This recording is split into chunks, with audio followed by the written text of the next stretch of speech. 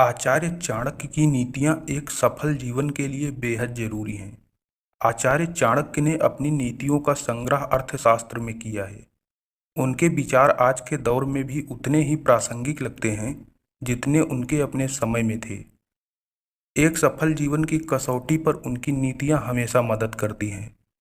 चाणक्य नीति में कई सारी बातों को विस्तार में बताया गया है।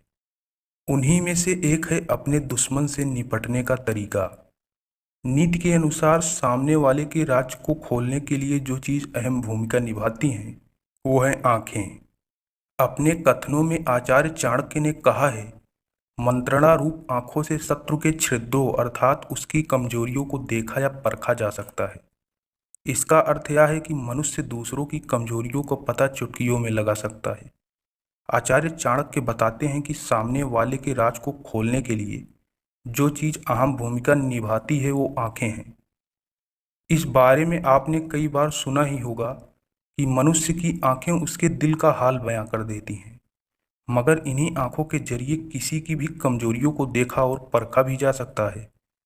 ऐसा हर बार मुमकिन नहीं है कि यदि आप किसी से मिलने गए तो आपको उससे बात करने का ज़्यादा मौका मिले। ऐसे में आंख ही है जिसके द्वारा हम लोग उस व्यक्ति की अच्छाई और बुराई दोनों का पता लगा सकते हैं। अपने राज को छुपाने के लिए लोग झूठ का सहारा ले सकते हैं, लेकिन उनके मन का आईना उनकी आंखें होती हैं। उनका झूठ उनकी आंखों के जरिए बयां होता रहता है। इसी वजह से आंखों से कुछ भी छुपाना मुश्किल ही नहीं बल्कि नामुमकिन होता है।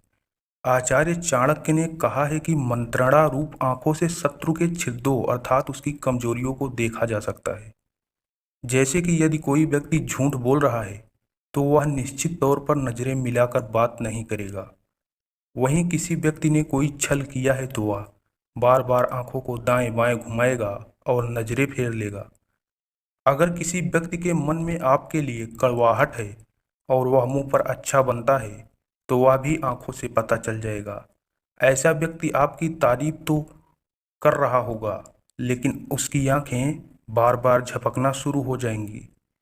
अगर कोई व्यक्ति आपके लिए मन ही मन साजिश कर रहा है तो वह बात तो आपसे करेगा, लेकिन आपकी ओर नहीं बल्कि बीच बीच में ऊपर की ओर देखेगा।